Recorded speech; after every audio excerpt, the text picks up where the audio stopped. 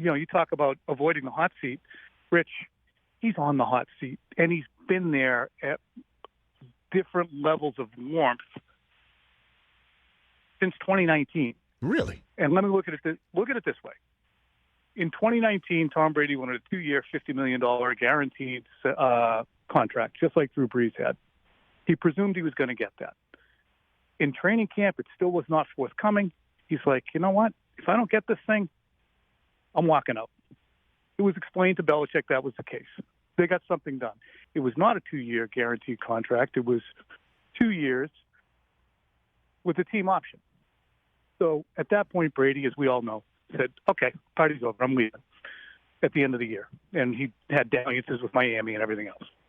So as that progressed, and the team gets to 8-0 in that season, Brady's pissed. Kraft is looking at it as, okay, well, if we're moving on from this guy, I hope we have a good plan. Brady leaves.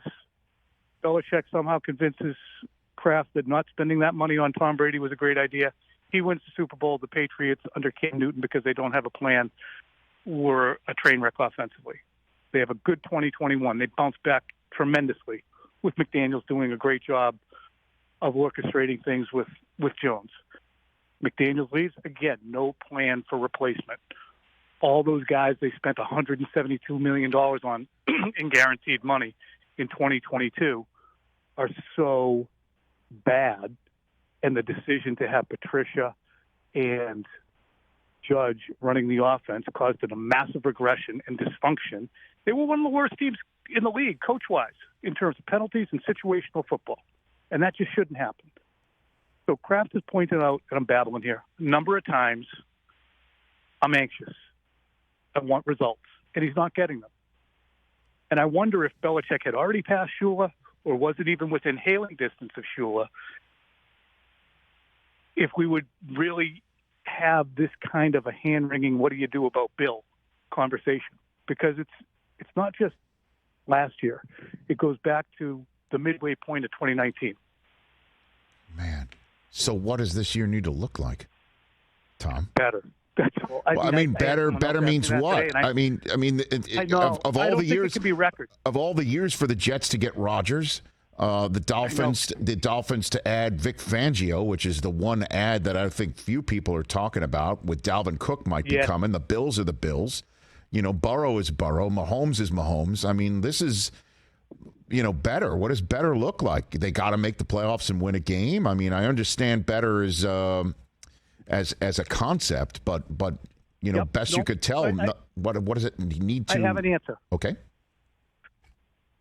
Kraft has already started walking back the demand for a playoff win. You can sense it in him saying, I expect us to be a good team this year, but our schedule is something else. So last year he indicated it's been 3 years since we won a playoff game. I expect to win one now. This year, they didn't come close to doing that. So now you're looking at a situation where you would expect Kraft to ratchet that up. He's kind of walking it back, explaining how difficult the schedule is. But you can't be situationally stupid. You can't have a quarterback who is so disgusted on a regular basis that he's gesturing towards the sidelines in disgust. You can't seem as if you have no clue. You can't be one of the worst teams in the red zone or on third down. All of those things can't happen. If you improve and you're in the top 10 and you're losing games where you just get outplayed instead of lateraling over your head with the game, at a better shot, even if the team finishes 8-9. But if they look disorganized, dysfunctional, and the discipline's out the window, then they might say that was a great run. But can you go upstairs and just watch Gerard coach next year? Is that who it is? That's it? It would be Gerard Mayo? It wouldn't be somebody on a list in the RKK top right-hand drawer in college? He wouldn't go YOLO with Saban? I mean, seriously. My sense is it's probably Gerard Mayo. Okay. Very important to the Kraft. They released a statement at the beginning of the offseason that the team was working towards an extension with him because his contract was up. The team never releases any information about any extensions, much less an assistant coach. So I think it's important to the Krafts and Mayo that it be out there that it's apparent that he is next in line to be a head coach in the NFL. in the place that he played. Wow. And I think he's an extension of Bill too, Rich. He's a guy Bill drafted. He's a guy that Bill has helped inspire and fill a vessel as a leader.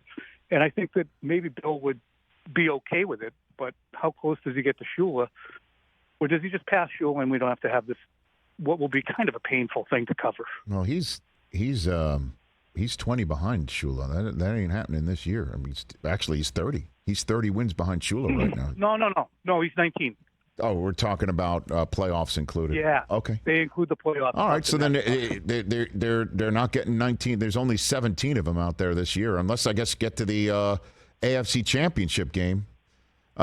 He's not passing Shula this year. The Super Bowl. So yeah, undefeated. Game, you know what I mean? Like so. Let's just brass tacks it as I send you off onto your Monday, and I appreciate the time here, Tom Curran. So you're saying, as we're sitting here on the day that we have learned, first full business day, that DeAndre Hopkins isn't coming, he's going to Vrabel's Titans, that going into this season, where the Patriots are plan is Bill O'Brien's here, offense is going to be better with some of the weapons that we've added, as well as O'Brien. He's clearly an old hand at this. He knows exactly the way that it worked with Brady, and that red ass that he is will be fine with Mac Jones in the same way, he and Brady meshed. Obviously, Mac Jones isn't Brady, but that's the plan there.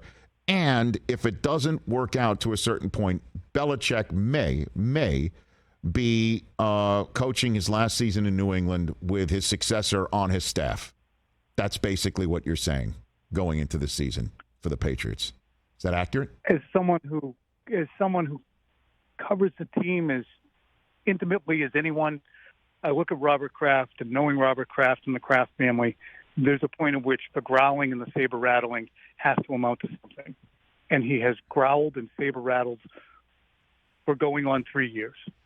He's dissatisfied with the results. He does not dislike Bill.